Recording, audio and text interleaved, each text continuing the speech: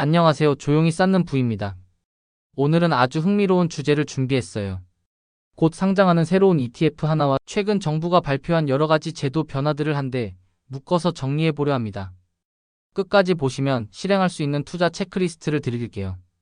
이번 영상은 단순 상품 소개가 아니라 제도와 정책이 우리 투자에 어떤 의미를 주는지까지 연결해 보겠습니다. 먼저 ETF부터 살펴볼까요?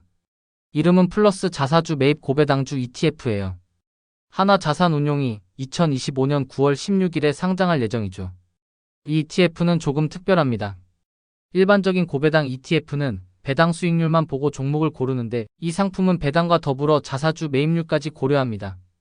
즉 주주에게 현금을 주는 배당과 주식수를 줄여서 주당 가치를 올려주는 자사주 매입 소각을 동시에 보는 거예요. 요즘 정부가 강조하는 코리아 밸류업과도 맞닿아 있죠. 편입 종목을 보면 현대차, 기아, 신한지주, 메리츠금융지주, KT엔드지, 고려아연 같은 기업들이 들어갑니다. 이름만 들어도 배당이나 자사주 매입을 활발히 하는 회사들이 떠오르죠. 리밸런싱은 반기 이외 6월과 12월에 진행됩니다. 총 보수는 연 0.3%로 기존 플러스 고배당주 ETF보다는 약간 높아요. 분배 기준일은 매월 15일, 즉 월중 배당 흐름을 가져갈 수 있다는 특징도 있습니다. 여기서 잠깐 기존 플러스 고배당주 ETF와 비교해볼까요? 플러스 고배당주는 2012년에 상장해서 꽤 역사가 긴 상품입니다. 이쪽은 배당 수익률 상위 30종목을 담고 분배는 매월 말에 이뤄져요. 보수는 0.23%로 조금 더 저렴하죠. 즉 두 상품을 함께 가져가면 월중, 월말로 배당이 들어와서 현금 흐름을 나눠 받을 수 있는 장점이 생깁니다. 다만 자사주 매입 효과까지 반영되는 건 새로 나올 플러스 자사주 매입 고배당주 쪽이라는 점이 차이예요. 여기서 제도 이야기를 빼놓을 수 없죠. 첫 번째는 바로 대주주 양도세 기준 유지입니다. 올해 정부가 개편안을 내면서 원래는 종목당 10억으로 낮추자는 얘기도 있었는데요. 최종적으로 현행 50억 기준을 유지하기로 했습니다. 여기서 중요한 사실은 ETF는 대주주 판정에서 제외된다는 거예요. 즉, ETF를 보유한다고 해서 양도세 대주주 요건에 걸릴 일은 없습니다. 투자자 입장에서는 변함없이 ETF 분배금의 15.4% 과세가 되는 구조죠. 그럼에도 심리적인 효과는 있습니다. 개별 종목 투자자들의 부담이 줄어들면서 시장 전반에 긍정적인 분위기가 퍼지거든요. 특히 배당주, 금융주 쪽 심리가 살아날 수 있고 결국 플러스 자사주 매입 고배당주 ETF가 담는 종목에도 간접적 호재가 될 수 있습니다. 두 번째는 배당소득 분리과세 도입안이에요. 정부는 2026년 귀속 배당부터 2028년까지 한시적으로 일정 요건을 충족한 기업의 배당을 분리과세하겠다고 밝혔습니다. 조건은 이렇습니다. 배당 성향이 40% 이상이거나 배당 성향이 25% 이상이면서 배당 증가율 조건을 만족해야 합니다. 세율은 구간별로 달라요. 2천만 원 이하는 14%, 3억 원 초과는 35%까지 분리과세가 적용됩니다. 다만 여기서 중요한 점이 있습니다. ETF나 펀드, 리츠의 분배금은 이 분리과세 혜택에 포함되지 않아요. 즉, ETF 투자자에게 직접적인 세금 변화는 없고 여전히 15.4% 원천 징수가 기본입니다. 그럼에도 불구하고 간접적인 효과는 있습니다. 기업들이 세제 혜택을 받기 위해 배당 성향을 높일 요인이 생기는 거죠. 즉, ETF가 담는 종목들의 배당 여력이 커질 수 있고 장기적으로 분배금 수준에도 긍정적으로 작용할 가능성이 있습니다. 이제 세 번째 제도 변화로 넘어가 볼까요? 최근 가장 뜨거운 이슈는 바로 자사주 소각 의무화 상법 개정안입니다. 그동안 많은 기업들이 자사주를 매입만 하고 장부에 쌓아두는 경우가 많았죠. 필요할 때 팔아서 자금으로 쓰거나 임직원 보상용으로 활용하기도 했습니다. 하지만 이렇게 되면 주주 입장에서는 실제 환원 효과가 없다는 불만이 나올 수밖에 없었습니다. 그래서 정부와 국회가 논의하는 안건이 바로 매입한 자사주는 일정 기간 내에 반드시 소각해야 한다는 법 개정이에요. 구체적인 안들을 보면 세 가지 버전이 있습니다.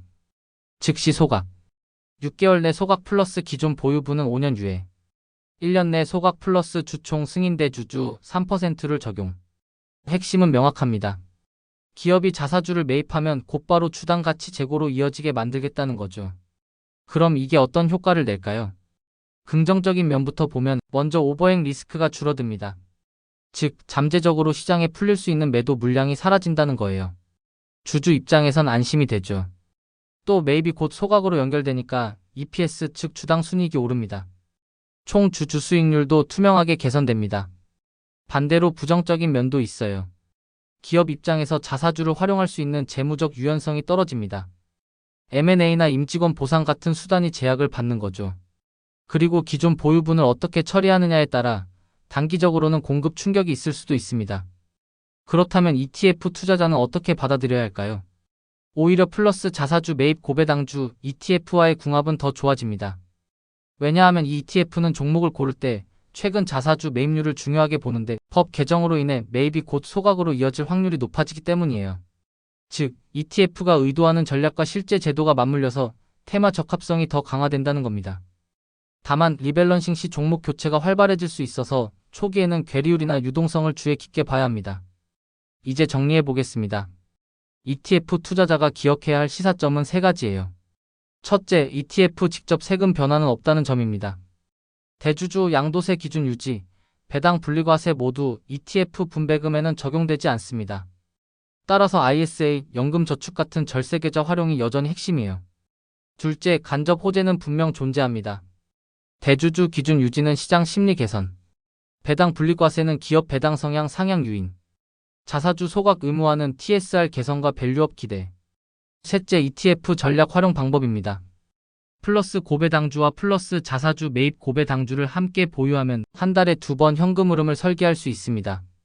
또 자사주 매입 소각 테마 자체가 정부 정책 방향과 맞물리면서 장기적으로 매력적인 포지션이 될 수 있습니다. 이제 약속드린 실행 체크리스트를 드릴게요. 여러분이 직접 투자 루틴에 적용할 수 있도록 정리했습니다. ISA 연금 저축 등 절세 계좌를 우선 활용하기. ETF 분배금 세율은 동일하므로 계좌 구조로 차별화. 고배당주 ETF 자사주 매입 고배당주 ETF 조합 고려. 신규 상장 ETF일수록 초기 유동성과 괴리율 꼭 확인. 정책 변화에 따른 기업 배당 성향 자사주 소각 동향 체크. 이 5가지를 기억해 두시면 앞으로 투자할 때 도움이 될 거예요. 마무리해 볼까요? 플러스 자사주 매입 고배당주 ETF는 단순히 배당주 ETF를 하나 더 늘린 게 아닙니다. 자사주 매입 소각이라는 주주 환원 전략을 제도적으로 끌어안으려는 시점과 맞물려 있다는 점에서 앞으로의 시장에서 존재감이 커질 가능성이 있습니다.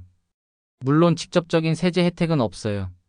하지만 제도 변화가 기업 배당 정책을 바꾸고 그 변화가 ETF 분배금으로 돌아올 수 있다는 점을 생각하면 장기적 관점에서 의미 있는 선택지가 될 수 있습니다. 조용히 쌓는 부 마음이 편안해지는 투자 이야기. 이 영상이 도움이 되셨다면 구독과 좋아요로 함께 해주세요. 여러분의 투자 여정에 작은 힘이 되겠습니다. 오늘 내용은 정보 전달을 위한 일반적인 내용입니다. 최종 판단과 책임은 투자자 본인에게 있습니다. 오늘도 조용히 쌓는 부와 함께 해주셔서 고맙습니다.